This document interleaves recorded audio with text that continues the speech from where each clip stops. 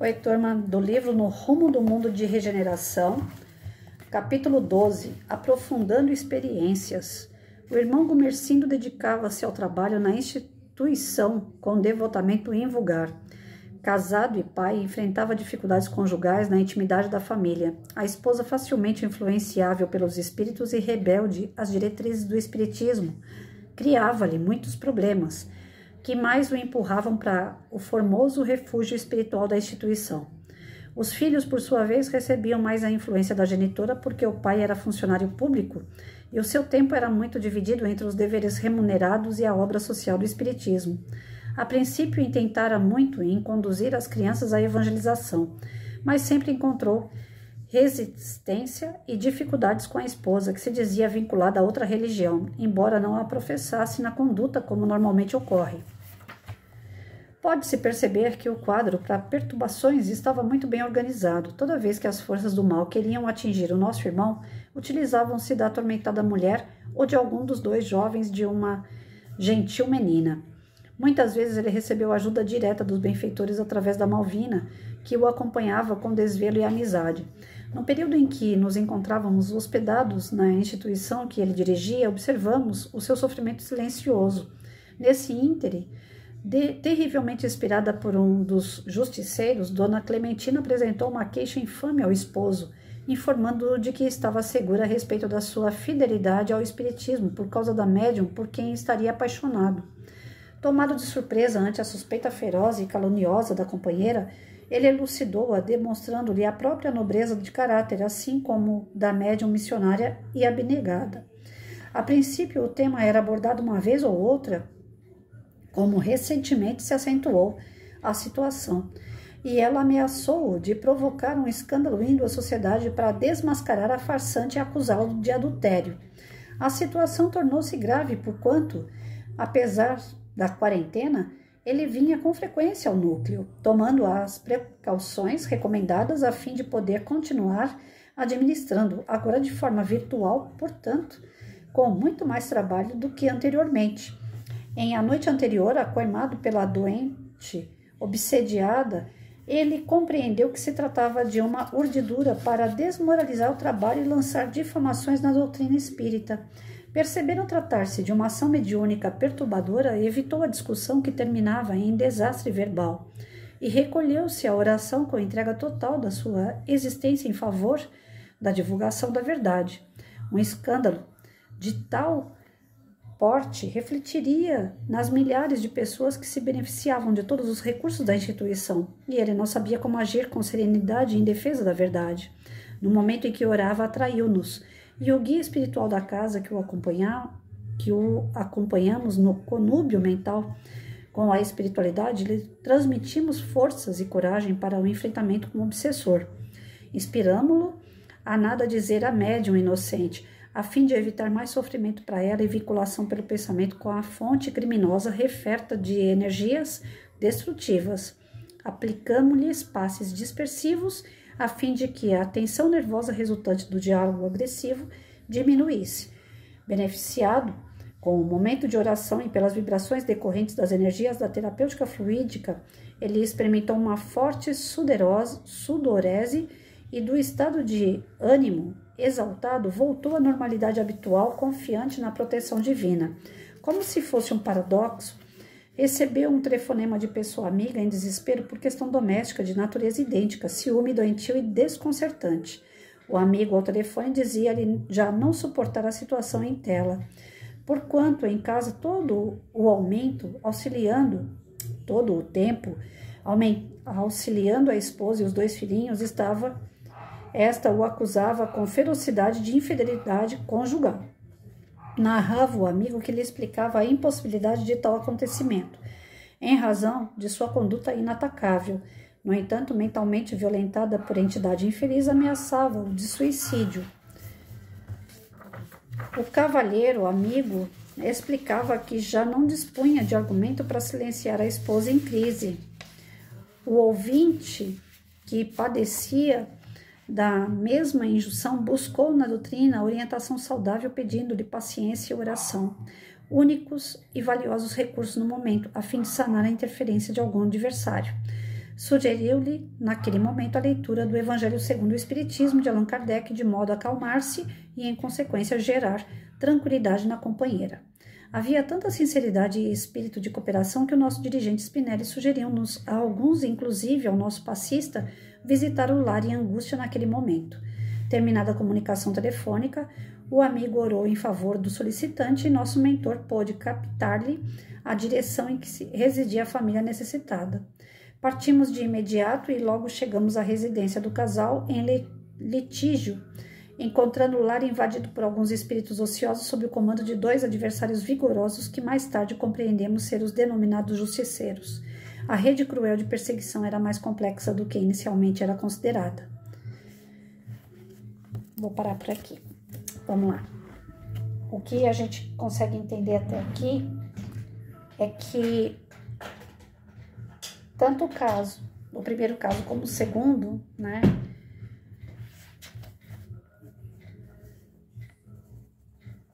Só anotar para mim saber onde que eu vou continuar depois, né? Senão eu me perco. Bom, vamos lá. Aqui o que a gente consegue entender é que os 2 casos, né, de ciúmes aqui dessas 2 pessoas são gerados através de obsessores, né, que são chamados aí os justiceiros ainda, aqueles que querem fazer justiça com as próprias mãos, que estão do outro lado, né, ainda feroz, ainda querendo o mal daquele que está encarnado, porque tem um débito do passado. E esses companheiros que ficam fazendo inferninho na vida da gente, né, principalmente quando atacam pessoas mais fracas, pessoas que se desequilibram e eles aproveitam desse desequilíbrio, ou da falta de fé, da falta do exercício, da verdadeira caridade, né? Quando eles conseguem atingir o coração dessas pessoas de forma que elas se tornam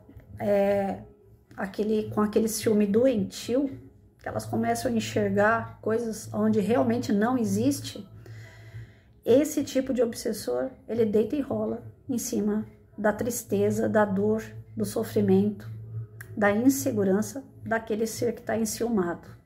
Ele deita e rola, ele gosta, ele se compraz disso até não querer mais. E a pessoa que se deixa levar por esse sentimento, ela não tem força para sair sozinha. É como se fosse um vício. A pessoa não consegue sair. Tem pessoas que têm o ciúme, desenrola isso dentro dela, devido a ações do companheiro ou da companheira, que traz a insegurança. Então, tem pessoas que não são doentes e não é uma questão de obsessão. É porque o outro realmente está dando motivo para que você fique inseguro. Mas tem casos que a insegurança parte da pessoa de coisas que ela imagina, não daquilo que realmente está vendo. O outro não está dando motivo, mas ela encontra motivo. E quando é esse tipo de ciúme, é perigoso, porque se torna um ciúme doentio. É onde a pessoa é capaz de matar, inclusive o companheiro ou a companheira, é capaz de judiar daquela pessoa que ela diz que ama, é capaz de fazer show, né? Fazer o outro passar vergonha na rua perante outras pessoas. Ela é capaz, inclusive, de se matar, porque se torna um pensamento doentio. Ela fica o tempo todo, será que tá lá mesmo onde falou que ia estar? Será que tá fazendo o que disse que estava fazendo? Ah, não, mas fulano falou isso, não, mas ciclano falou aquilo. Ela fica tentando juntar peças, né, para fazer sentido aquilo que ela imagina. Então, o outro do lado dessa pessoa, ele vive um verdadeiro inferno. E aí a colaboração do plano espiritual inferior é tremenda. Nesses momentos eles pegam pesado, né? Enquanto eles não veem a destruição daquela família, daquele casal de irmãos ou de amigos, porque não existe ciúme só de homem e mulher, existe o ciúme entre amigos, existe o ciúme entre irmãos, né? Tem irmãos que com ciúme, porque o pai ama mais um irmão do que o outro, né? Um irmão mata o outro para poder ter o amor do pai. Então essa questão dos ciúmes não é só uma coisa homem e mulher, de trair homem e mulher. Existe a traição entre irmãos, existe a traição entre irmãos e pais, entre amigos, né? E esses obsessores, eles deitam e rolam nessas situações de ciúmes, porque é um dos sentimentos piores que o ser humano pode ter, é o ciúmes. Levanta a mãozinha aqui. Eu já consegui sentir esse troço aí, gente.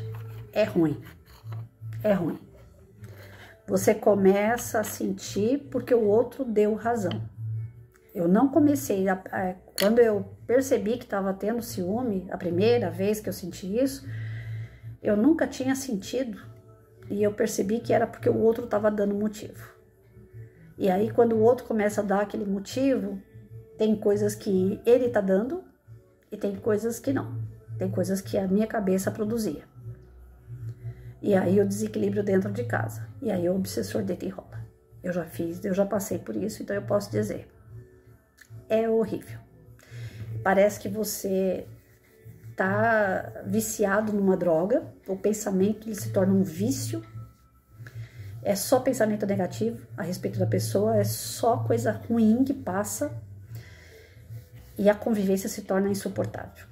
E eu senti isso, infelizmente eu fui reprovada no primeiro teste e eu fui para o segundo teste e fui reprovada de novo. O ciúme me dominou. Aí a gente começa a ver coisas onde não existe. Primeiro, o primeiro passo, o primeiro gatilho que deu foi motivo, foi por motivo. Enquanto a pessoa não me dá motivo, eu não tenho. Eu sou tranquila. Mas se der um motivo, aí abre aquele gatilho. Aí eu não consigo fechar. Aí é ladeira abaixo. Aí é sinal que a relação vai acabar, porque aonde não tem confiança, não tem estrutura para segurar nada, nada. O aluno aprende a ler e escrever porque ele tem confiança no professor. Ele pode até não gostar do professor, é um direito que ele tem. Mas se ele confiar que aquele professor vai ensinar ele, ele vai aprender. Se ele não confiar no professor, ele não aprende nada. A gente consegue fazer as coisas junto com outras pessoas quando a gente confia nessas pessoas. Eu saio com uma amiga que ela tem dificuldade do lado direito para dirigir, mas eu confio nela. Aí ela se sente mais segura para poder dirigir. Então, tudo é uma questão de confiança para que a coisa caminhe. Se não tiver confiança entre amigos, entre um casal, entre pais, filhos, entre irmãos, entre professor, Pensa, um policial vai trabalhar com o outro, os dois com arma na cintura, e não confiar um no outro. Como é que trabalha? Então, nessa lição aqui, a primeira coisa que a gente pega dela, né? Que se a gente não quer ter um obsessor de presente, nós temos que confiar nas pessoas que nós estamos. E para a gente confiar nas pessoas com quem a gente convive, essas pessoas precisam dar motivo para a gente confiar. Né? Como eu falei, tem casos e casos, tem pessoas que criam, já é dela aquele desequilíbrio, né? É um desequilíbrio, o ciúme é um desequilíbrio, isso é fato. Mas tem pessoas que criam, tem pessoas que já vieram com essa bagagem aí de ciúme no repertório espiritual dela, né? E ela tem que tratar, é uma doente. Mas tem pessoas que precisam desse gatilho. Alguma coisa aconteceu em relação ao outro que tirou aquela confiança. Eu gostava muito de um professor de história. Amava meu professor de história. Eu confiava em tudo aquilo que ele contava de história na sala de aula. E olha que ele sempre falou assim, gente, isso aqui é a minha versão. Se vocês estudarem, vocês vão achar outras versões. Mas não, tudo aquilo que ele falava, eu digeria, eu queria tudo aquilo. No dia que eu vi aquele professor passando cantada numa aluna na sala de aula, acabou a minha confiança nele. Porque eu tinha ele como meu mestre. Um cara que eu adorava. Um cara sábio, um cara conhecedor. Quando eu vi o caráter do professor sendo colocado em xeque, né? Que faltou com ética, faltou com respeito. Ele, por ser homem e ela por ser uma adolescente, ele tinha que conter aquilo ali. Mas não. Ele foi dando margem para que ela se encantasse com ele e ele foi passando cantada nessa menina durante as aulas. Acabou. O meu encantamento com aquele professor, a minha confiança com aquele professor acabou. E, consequentemente, quase que eu fui para recuperação, porque eu não conseguia aprender mais nada com ele. Para vocês verem como isso é sério. Quando você perde a confiança em alguém, quebra, né, alguma coisa entre você e aquela pessoa. E aí você não consegue mais caminhar com ela. É bem por aí. E quando se quebra esse laço de segurança, esse laço de confiança, aí seu inimigo tá aqui do lado só esperando essa oportunidade para encostar ali e falar, agora sim, vai lá, ataca ele te ataca, e assim por diante. Faz aquele inferninho entre as pessoas, que é onde ele senta e nós estamos conseguindo. Então, aqui fica pra gente o quê? Orar, vigiar, né? Ver se realmente não é alguma coisa sua, ou se é algum motivo do outro. Senta, conversa, mostra, fala, ó, tá aqui. E o outro tem que estar aberto para ouvir a fraqueza, ouvir o que está acontecendo, por que aquele está desconfiando, né? Se já está profundo essa falta de segurança, esse ciúme, tem que ser tratado com terapia, tem que ser tratado com passes, com tratamento espiritual, porque geralmente está ligado a espíritos obsessores. Tudo que é ligado ao nosso desequilíbrio emocional, espiritual, físico, tá ligado aos companheirinhos que nós temos aí, que não deve ser pouco, né, gente? Nós já convivemos com muita gente em várias encarnações e vai saber o que foi que a gente aprontou. Então, santo a gente não tem nada. Então, a gente tem que estar sempre investigando, tem que estar sempre cuidando dessa parte aí. Depois, amanhã, a gente continua, né? Como que vai ser tratado essa questão aqui. Pelo que nós entendemos, o dirigente da casa espírita sofre golpes devido à esposa que tem esse excesso de ciúme dele, né? Já que eles não conseguem atacar, eu sempre falo isso, quando eu vejo alguém com algum problema espiritual, eu falo, eles não conseguem te atacar, né? Geralmente, quando você faz o seu evangelho no lar, você lê, você estuda, você procura ter uma vida regrada, você procura ter bons pensamentos, ouvir coisas boas, fazer coisas boas, eles não vão conseguir te atacar. Eles vão atacar você através de uma outra pessoa que você ama, né? Eles vão querer você curvado diante de alguém que você ama. Então, eles vão ferir alguém próximo de você. E esse alguém, se você tiver pessoas em volta que estão preparados para receber essa burdoada e segurar, eles não vão atacar ninguém. Mas se essa pessoa não estiver bem preparada para segurar firme, eles vão atacar essa pessoa e, consequentemente, isso chega em você, né? Várias vezes, eu já passei por essa situação de o espírito não me atacar diretamente, mas atacar quem eu gosto. E, através da pessoa, tumultuar o ambiente. E isso já aconteceu comigo também. E deve ter acontecido com vocês. Presta bem atenção. Às vezes, você tá super bem e acontece uma coisa desagradável através de uma pessoa que você ama. E muitas das vezes é um ataque, os espíritos tentando te tirar do sério, através de quem você ama. Algumas separações de casais ocorrem por quê? Porque não se entende de maneira nenhuma, e é o que a espiritualidade inferior quer. É ver o fim de casamento, ver o fim de relacionamentos, ver mãe sem conversar com filho, pai sem conversar com filho, ver irmãos virando as costas um para o outro. Porque se nós estamos juntos com pessoas, é para a gente caminhar junto pelo amor, pela união, pelo respeito. E eles querem o contrário. Eles tiram todos esses valores do meio da família, entra e ataca, né? Aí você fala, ai, fulano me decepcionou, ai, fulano é ingrato comigo, nossa, tô com ódio daquela pessoa.